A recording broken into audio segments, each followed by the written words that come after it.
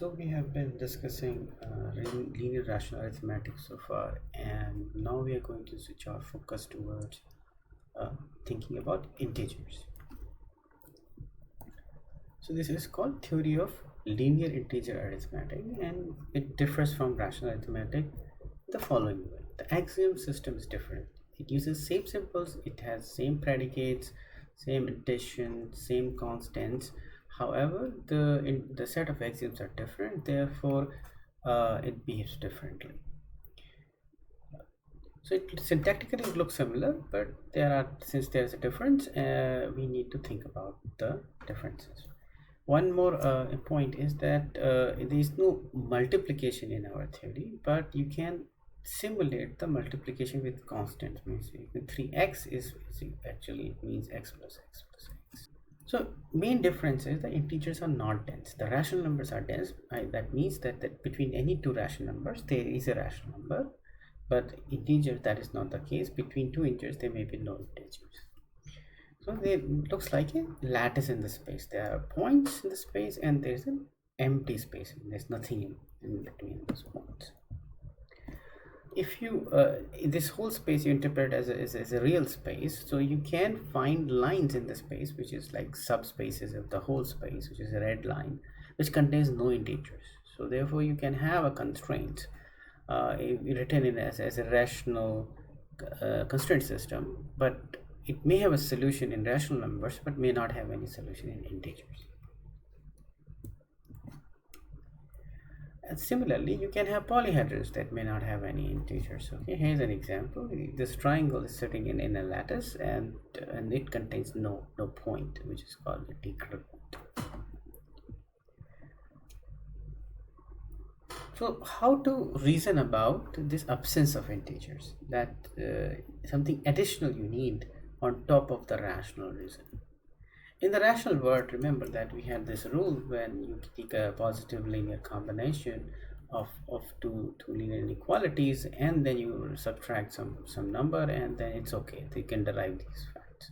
Is this sufficient? You have noticed that this probably is not sufficient reasoning, because sometimes you have spaces where you have no integers, so you should be able to further conclude that there's no solution.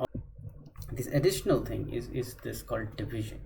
Okay, so what into this rule? So let's suppose you have a linear inequality. What you can do, you can divide this linear inequality by the GCD of the coefficients. You take the GCD of these coefficients and then you divide that number. Okay, so that may not really divide b exactly, so then you take the floor of that division, and this is the implied by this inequality. This does not hold true in the case of rational numbers. However, this is correct in the context of integers. Let me try to give you the intuition why this may be correct. So let's suppose you have this linear inequality, 2x1 plus 2x2 less than equal to 1.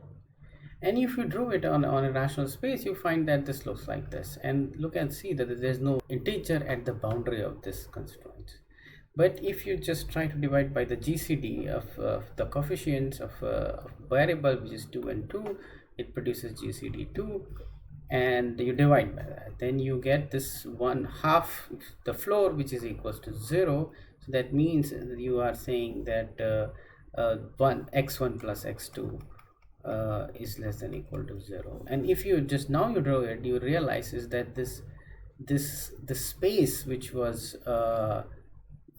which has no integer is taken away, is sliced out, okay, or cut out from the from your constraint system, and the left now you have some integer points in your boundary. So this is a nice technique to get rid of this extra non-integery space from your constraint space. So now the question comes, is this reasoning is sufficient? Okay, so are these rules complete? Remember that we had one rule of linear combination, and we went and developed a theory and proved that proof system is complete. However, here also we can do that, but that is a very long and arduous proof, which I will not do in this course.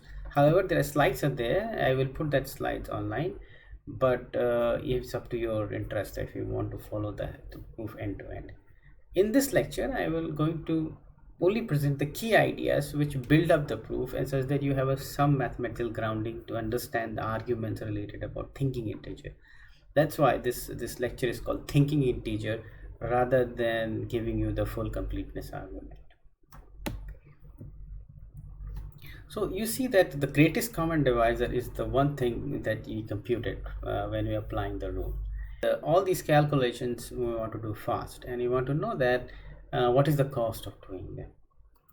So let's look at GCD. How do we compute GCD? This is a famous Euclidean method, and often people implement this way.